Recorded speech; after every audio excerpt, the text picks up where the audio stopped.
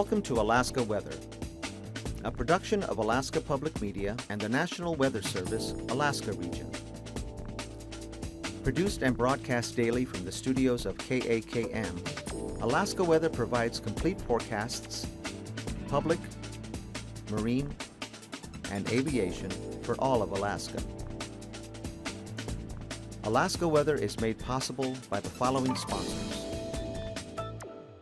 Indie Alaska is an innovative weekly web series capturing the diverse and colorful lifestyle of Alaskans. Real stories of everyday Alaskans at work and play. Supported in part by Alyeska Pipeline Service Company.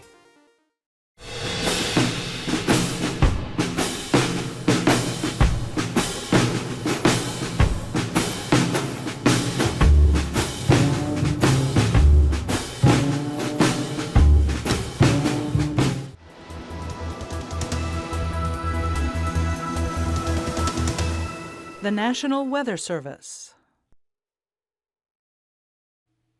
Good Tuesday, everyone. I'm meteorologist Dave Snider with the National Weather Service. It's the 3rd of February now. As always, we encourage you to stay up to date with your latest weather information on Marine VHF, NOAA Weather Radio, weather.gov/Alaska, or give us a call on the Weather Info line at 800-472-0391. You can find us during the day on Facebook, on Twitter, and on YouTube. If you search for AKwx TV after this show, a little bit later in the evening, you can watch the entire broadcast from our broadcast partner here at Alaska Public. Tonight's hazardous weather highlights the Juneau area, the Lynn Canal, up through Douglas and into Skagway for a developing Taku wind event. High wind watch is in effect, so things are looking like they're possible anyway, that we may see strong winds develop beginning as early as Wednesday night, but probably cranking up a little bit more into Thursday and perhaps even into Friday there. So a high wind watch event is possible there for the Juneau and Douglas regions in Skagway. Northeast winds may gust 60 to 90 miles per hour. So there's a possibility of some power outages, not to mention debris flying around. And if you are moored in, the Douglas and Harris Harbor regions, you probably want to make sure that things are set up and locked down pretty well. Those areas are going to at least have the potential for some stronger winds. So right now it's just a watch. That means watch out. If we go to a warning or a wind advisory, things are happening, but again, we'll have to see how that develops there as more weather information becomes available to the National Weather Service Forecast Office in Juneau. So a high wind watch that'll begin Wednesday night and probably end sometime around late on Friday. So more information on that tonight and tomorrow as that becomes available. If you're in those areas, Juneau, Douglas, and Skagway, make sure you're paying attention to the weather, and mariners and aviators as well across all of Southeast. Now looking a little bit further northward, boy, it's been a pretty rough several days across the Arctic coast, maybe even the last week and a half or so. A lot of wind coming in from the north and west. Every time one of these weather systems drops through, it brings in some stronger wind, drops the visibility, and maybe a little bit of snow, but certainly dropping the temperature as well. For the yellow shaded areas, let's start there. A winter weather advisory for the northeastern sections of the Brooks Range as well as the central Beaufort Seacoast there. That includes areas generally east of Dead Horse. We're watching for visibility that could drop below a half mile at times, maybe an inch of snow generally along the coast itself, again east of Dead Horse. That's going to continue at least until midnight tonight. For the areas in the Brooks Range, you're talking about generally regions north of Sagwan. The west winds there about 25 to 35 miles per hour. Same goes for areas along the coast, maybe a little less wind in that region, but again, you might see about an inch of snow or so. This will go until midnight for the Beaufort Seacoast and the Brooks Range. Now, the area shaded in red is a warning. That's a blizzard warning for the eastern Beaufort Seacoast. West winds there around 30 to 40 miles per hour. And again, that'll be right there along the eastern Beaufort Seacoast, probably about another inch of snow by the time that wraps up, and that'll go through tonight and into early tomorrow morning. So winter weather there, a lot of wind down to the south. This is a pretty windy situation. Let's take a look back to the Bering Sea in the North Pacific first. You can see high pressure is in charge of the Bering right now, but everything's wrapping around that. We're getting that southerly flow working up eastern Siberia, dropping into the northwest coast, and then moving into the interior. And you can also see some of the moisture that's working along the south side of this more stable region here. A lot of that active weather is being pushed well to the south because of this very cold and stable air mass that is still in control of a large part of Alaska. You can see a system here just south and east of Unalaska that's moving its way to the west right now. This will kind of slosh up over some stratus and probably some rain and snow showers from time to time, trying to bring moisture northward, but really the total weather system isn't controlled by that high pressure area right now over interior Alaska. Let's put this into motion across the Great Land, and you'll see a southeasterly flow working its way northward, another batch of clouds coming up from the Pacific Northwest. This will play a part with high pressure that's also in control of the Yukon. So we have a huge dome of very cold, very stable air across the interior and the western sections of Canada. And then we have a vacuum, a weather vacuum working northward. And as that moves northward, it is going to latch onto that stable air and yank it through some of the gaps and passes across northern parts of southeast. Well, as you well know, in places around Skagway, White, and Chilkoot Pass, those winds coming down that very narrow terrain can create some pretty severe gusts, and that's the possibility there as we head into Wednesday night, Thursday, and into late on Friday. So possibility for a Taku wind there with high wind watch starting up there Wednesday night. And also that wind moving off the coast, every time a little weather system drops in there, it interrupts that stable air and starts the wind moving across the eastern Beaufort Seacoast. So once again, blizzard conditions there across the eastern Beaufort Seacoast that could last tonight and into tomorrow. As we look at the interior, you're not going to see a whole lot of movement across the interior regions here, but you'll notice there are more clouds working their way in across the Gulf of Vanderdeer, coming just north of the Bering Strait. That's another weather system developing, and there are a few more lined up to the north and west of that. In the meantime, things are pretty quiet across the Gulf of Alaska. There's our weather system we were just looking at on the other satellite view. This low pressure system is working its way from east to west, and it may just graze the Aleutians there, again with some of that slop and carryover into the Bering Sea. But all in all, the meteor system is well to the south and east of southeast Alaska right now, and will work in tandem with high pressure coming into western Canada. At the surface, it looks like this. 3 blue H's that are in charge of the Great Land, and they stretch from about 1,029 millibars to about 1030 there, all the way out to the Bering Strait. And there's some few areas of snow on the north side of that with that colder northwesterly flow working its way into the coast. Some heavier snowfall seen around Kaktovik earlier today. Some spotty rain and snow showers in southeast, but all in all, a fairly dry day for really most parts of Alaska. As we get into tonight, that high pressure ridge is going to shift around a little bit. You'll notice another little area of snow across the northwestern coast. It looks like a lot of the snow across the eastern Beaufort Seacoast will gradually subside. The focus will shift a little bit further eastward as the frontal boundary kind of swings on out of here. For southeastern Alaska, we also have a batch of rain and snow. It's generally around the region, but not necessarily on top of it. There could be some rain and snow showers nearby Kodiak Island, maybe passing through from time to time. And the bulk of the precipitation probably south of the Alaska Peninsula as low pressure moves from east to west. High pressure is in charge of most of the region, so outside of ice fog, most areas are probably going to be relatively clear and relatively dry. Now going into Wednesday, spotty areas of rain and snow showers will work their way up from south and east. But what you're going to see across Juneau and Skagway and the Douglas region and anywhere along the Lynn Canal and the inner channels will be the wind coming up a little bit more. Maybe some occasional gusts starting to pick up. But the bulk of the wind will likely develop as we head into Wednesday night and then certainly on Thursday. High pressure across the Arctic coast will stabilize areas across the northern sections of the Yukon and the Arctic coast itself. And then high pressure sitting across the Gulf of Vanderdeer at 1,026 millibars, also pushing that weather system across the North Pacific a little bit further south. A period of rain and snow may be possible across the chain. Looks like rain and snow showers generally north of the chain there, so most of what you'll see is liquid precipitation. A frontal boundary may work its way from east to west, excuse me, across the Prince William Sound region and the Cook Inlet area. This may also start up some stronger winds across south central, so we're going to watch that very carefully as that develops. Right now, no watches or warnings are posted. And then further south, look at the tightly packed gradient you see here, all the way from southern Yukon, south of Whitehorse, all the way in through the passes, Lynn Canal, Sitka. There is going to be some wind in the region. The question just is how much and at what angle. Right now, we think those winds may gust in from the north and east as high as 60 to 90 miles per hour again. So that's Wednesday night into Thursday and then late on Friday before that threat begins to end. So a high wind watch is posted there. But you can see there will be some other breezes across the YK, across southwestern Alaska, south central, and the Copper River Basin. So it won't just be southeastern Alaska. It may really direct itself into just a few of the passes and some of the gaps. But this is a pretty stout area of cold and dry air. And as it works its way out, there will be some effects across many other places. So keep your eyes on that if you're flying or planning to go out to sea anytime on Thursday or into Friday. Now for southeastern Alaska, look at those temperatures, 20s to 30s today, really not too bad, a little bit more seasonable than you've seen for about the last week or so. Hyder in the upper 20s today, Juneau, Douglas areas, and Sitka all in the lower to mid 30s. Sitka was up to almost 40 degrees. 34 in Yakutat, Prince William Sound in the 20s today. Anchorage was 15. Homer and Seward in the lower 30s. It looked like 10 below in Fairbanks this afternoon with areas around Fort Yukon at 18 below. The Arctic coast saw temps anywhere from 8 above in Kaktovik to 10 below in Barrow, 12 below in Atkasuk. Kotzebue Sound region anywhere from about 5 below earlier today around Kivalina to 9 above in Kotzebue, 11 above in Tin City where it was snowing a little bit this afternoon, 3 above in Nome, 8 below in Galena, McGrath also about the same. Bethel showing 6 above late today.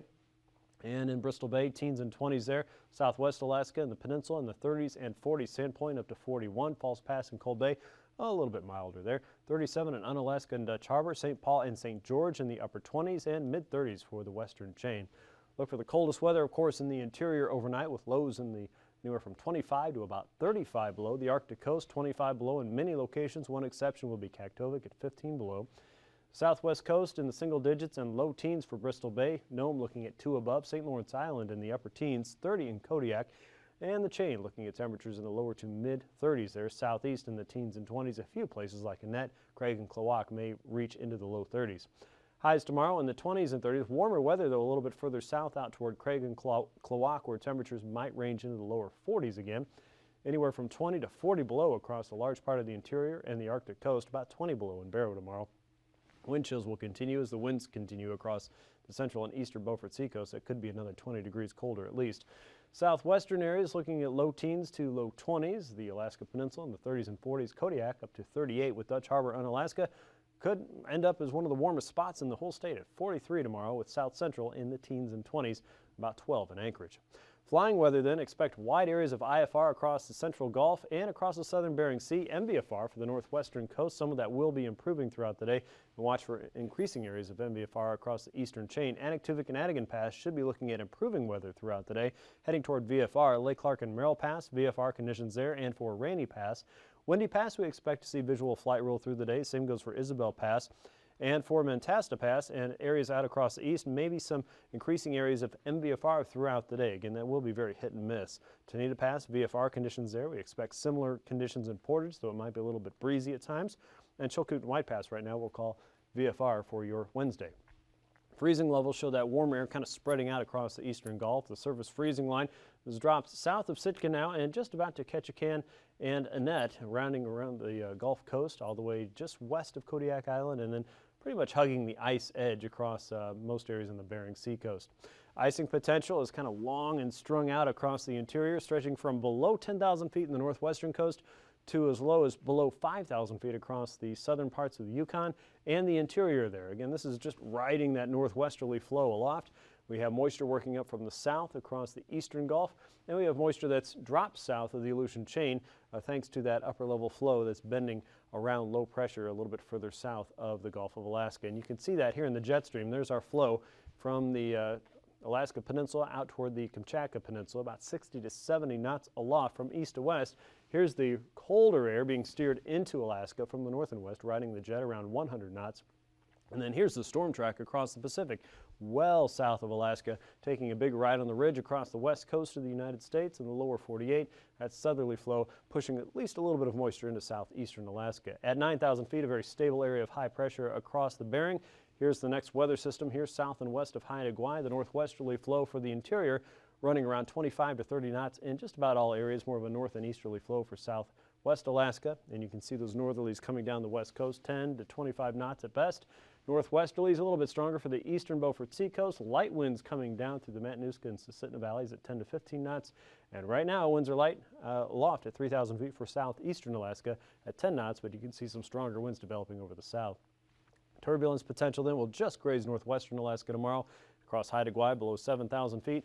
And the chain, watch that area for some light to isolated moderate chop, probably below 4,000 feet at best, generally from Kodiak Island all the way out toward Kiska, it looks like, for your Wednesday. That's your aviation weather. We'll be back in just a few minutes with your marine report. Stay tuned.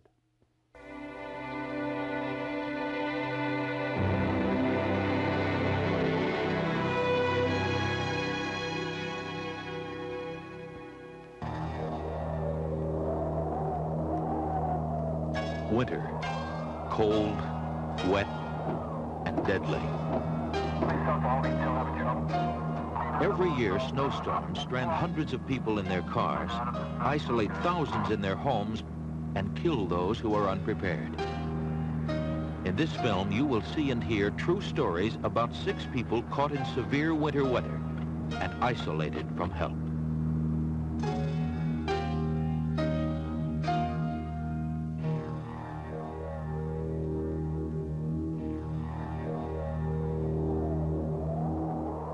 Ed and Paul Maluski were going to their cabin to button it up for the winter when it began to snow. The storm hit about halfway up the mountain. By the time we got about a mile from our cabin, we kept getting stuck every 10 feet.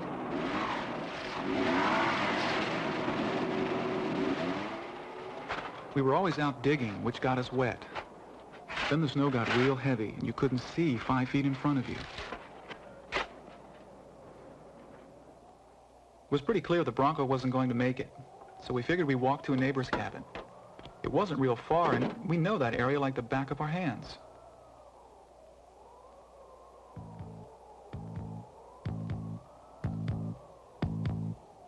The funny thing is, everything changes at night.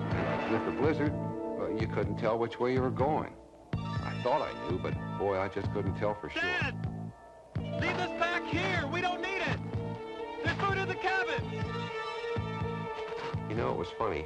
I'd be thinking real clear for a while, and then just didn't know what I was doing or where I was going. I couldn't even remember Paul's name. My own boy, and I couldn't remember his name. I got worried wading through that snow. Dad was really beat. He could barely keep up. I started thinking about things I'd never thought about before.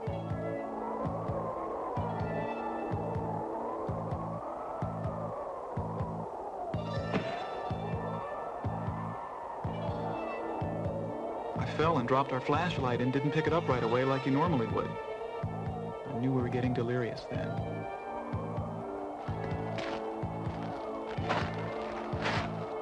Then we hit that gate. Well, it's nowhere near the cabin. We've gone too far! Let's go back to the Bronco! Paul, we can't go back. We wouldn't make it. I wouldn't make it. We've got to find that cabin or we can't make it. Now, come on, we've got to find that cabin. From then on, I just kept thinking, you gotta keep going. You gotta keep pushing.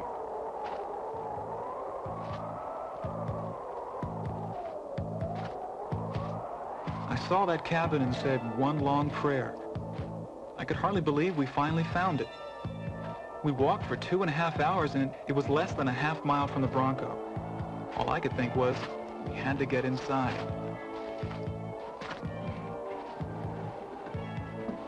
We finally got in. And then we didn't say anything at all. We didn't talk. Ed and Paul had become victims of hypothermia, a physical condition caused by a person's body losing more heat than it produces. The result? A dangerously low body temperature. When Ed and Paul were outside, the conditions were perfect for hypothermia to set in. It was cold, and they were tired and wet. First, their bodies tried to generate more heat to combat the cold. They began to shiver. It was a losing battle. The constant exposure to cold, wet weather defeated this first line of their body's defense. Then, in order to keep the remaining heat concentrated in the body core, the brain, heart, and lungs, their bodies began to cut down blood circulation to their arms and legs. This gave their vital organs a fighting chance to continue functioning. But it also caused the loss of muscle control in their hands, legs, and arms. As their natural defenses gradually began to break down, they became more confused and disoriented. If they had not found the cabin, the cold would have defeated all their body's defenses, and they would have died. In this kind of emergency, the first thing to do is get out of the cold. Then, carefully begin rewarming the body. The most important areas to rewarm first are those areas nearest the body core, the sides of the chest, the neck, the groin, and the head. These are the areas of highest heat loss and highest heat absorption. Warming these areas first lets the body build back and hold its heat, starting with the body core and gradually spreading to the rest of the body.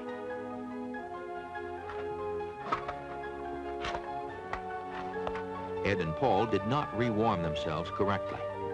They began by warming their hands and feet, and that could have killed them. Warming the body's extremities first forces cold blood to flow back to the body core. The result is usually death. Paul went to bed that night shivering uncontrollably because his body had not been rewarmed properly. Both men needed medical assistance desperately. It's a miracle they survived. Part of the miracle was the cabin they broke into.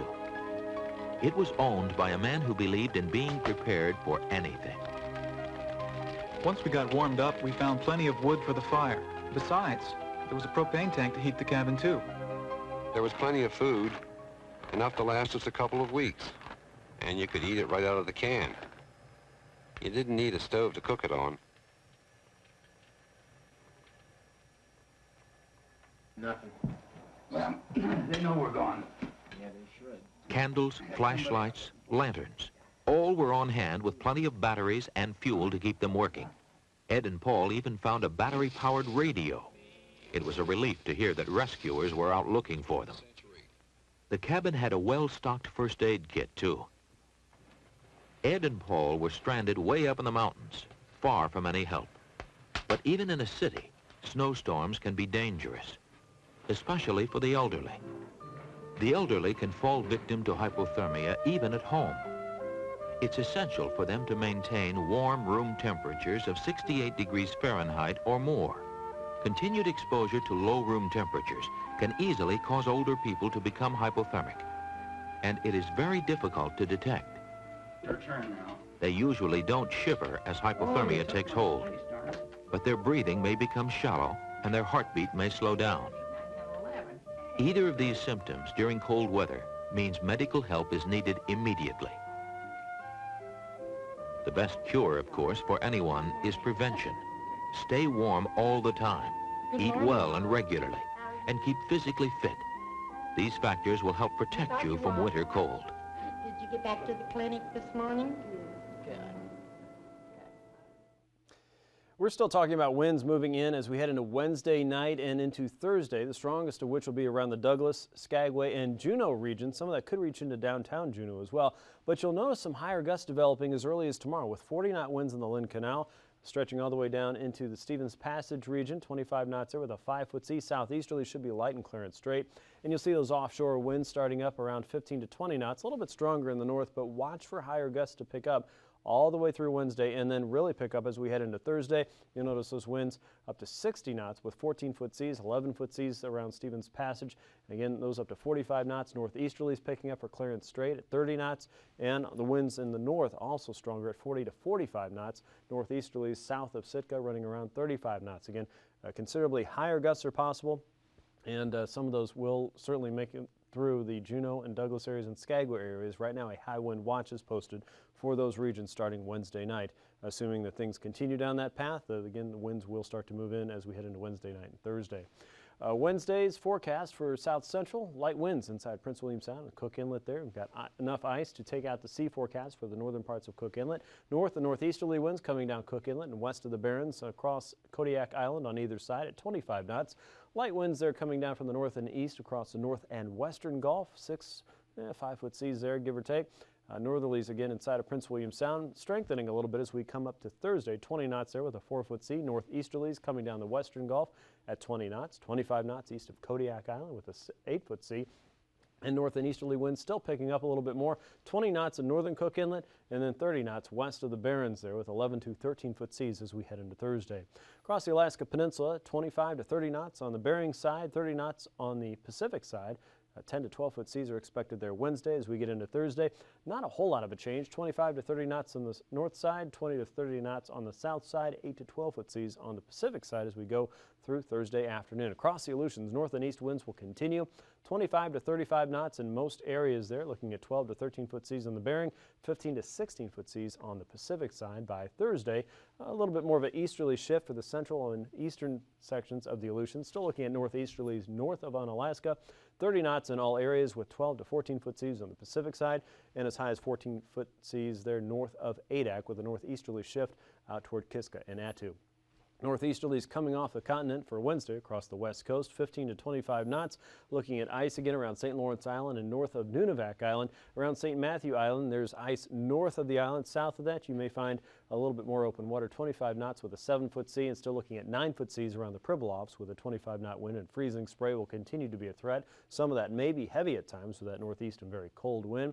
25 knots for Thursday with 9-foot seas around St. Matthew in the open waters, 8-foot seas around the Pribilofs. Ice edge still north and east of you. Northwesterly winds there north of Barrow on Wednesday, around 15 to 20 knots, and picking up there for the central and eastern Beaufort Seacoast. Winds generally light for the Chukchi Seacoast and outside of Kotzebue Sound. A southerly wind at 10 miles an hour or 10 knots picks up to 15 knots by Thursday. South and east winds continue for the northern Arctic coast and the Beaufort Seacoast, 15 to 20 knots there as we head through Thursday. Now, recapping tonight's weather, watch for relatively calm conditions in most areas of Alaska. Things will be pretty dry and pretty clear for the interior. A few areas of ice fog will be possible with high pressure across the Arctic coast. We have blizzard conditions there for the eastern Beaufort Seacoast. As we head into tonight and tomorrow, those conditions should be subsiding as we get into Wednesday. High pressure takes command once again, but that makes room for a low pressure to work in from the eastern Gulf, heading northward toward southeastern Alaska. A few snow showers in advance of that, some rain and snow showers in the west, but the big event will be the potential for some high winds across southeastern Alaska, and Juneau, Douglas, and Skagway on the watch. Thanks for watching Alaska Weather. These forecasts are to be used for planning purposes only. Call 1-800-WX-BRIEF for a formal pre-flight briefing. Always file a flight plan before you go flying. The U.S. Coast Guard Auxiliary urges you to leave a float plan with a friend or the harbor master before you go boating. Alaska Weather is made possible by the following sponsors.